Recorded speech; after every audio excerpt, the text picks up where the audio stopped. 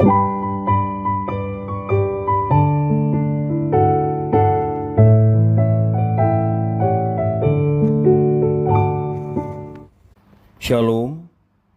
Devosi Yesaya pasal 4 ayat 1-6, demikian firman Tuhan.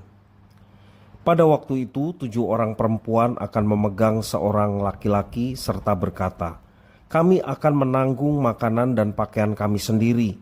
Hanya biarlah namamu diletakkan pada nama kami. Ambillah aib yang ada pada kami." Yerusalem disucikan dan dilindungi. Pada waktu itu, tunas yang ditumbuhkan Tuhan akan menjadi kepermaian dan kemuliaan, dan hasil tanah menjadi kebanggaan dan kehormatan bagi orang-orang Israel yang terluput. Dan orang yang tertinggal di Sion dan yang tersisa di Yerusalem akan disebut kudus, yakni setiap orang Yerusalem yang tercatat untuk beroleh hidup. Apabila Tuhan telah membersihkan kekotoran putri Sion dan menghapuskan segala noda darah Yerusalem dari tengah-tengahnya dengan roh yang mengadili dan yang membakar, maka Tuhan akan menjadikan di atas seluruh wilayah Gunung Sion dan di atas setiap pertemuan yang diadakan di situ segumpal awan pada waktu siang dan segumpal asap serta sinar api yang menyala-nyala pada waktu malam. Sebab di atas semuanya itu akan ada kemuliaan Tuhan sebagai tudung dan sebagai pondok tempat bernaung pada waktu siang terhadap panas terik, dan sebagai perlindungan dan persembunyian terhadap angin ribut dan hujan. Demikian firman Tuhan. Bapak Ibu saudara-saudara yang dikasihi oleh Tuhan, apa respon Bapak Ibu saudara ketika mendengar istilah kedaulatan Tuhan? Tuhan Allah adalah pribadi yang berdaulat.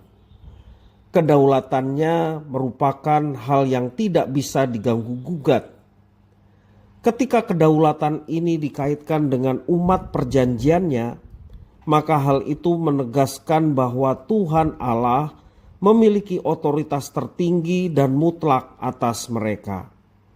Oleh sebab itu, Tuhan Allah ikut campur tangan dalam sejarah umat dan untuk mewujudkan rencananya.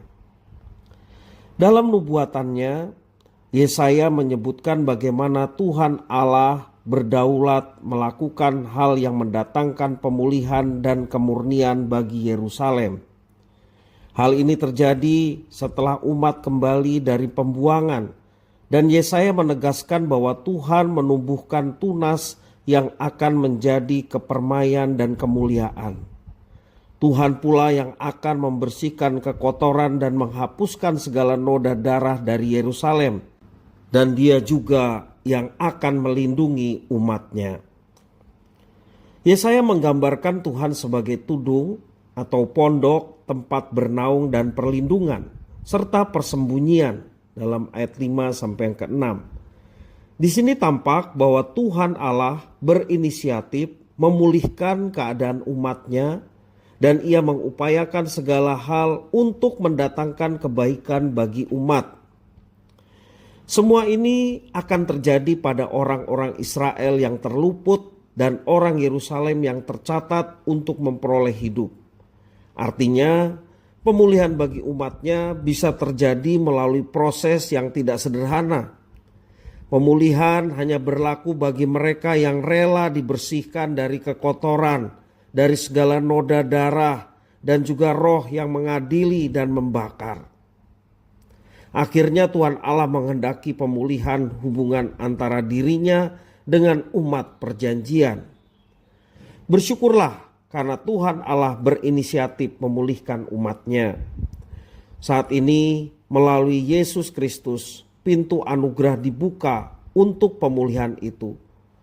Tuhan Allah telah mengambil inisiatif. Karena itu kita harus bersikap reaktif terhadap inisiatif Tuhan Allah kita. Kita tidak boleh berpangku tangan, hanya menyaksikan saja.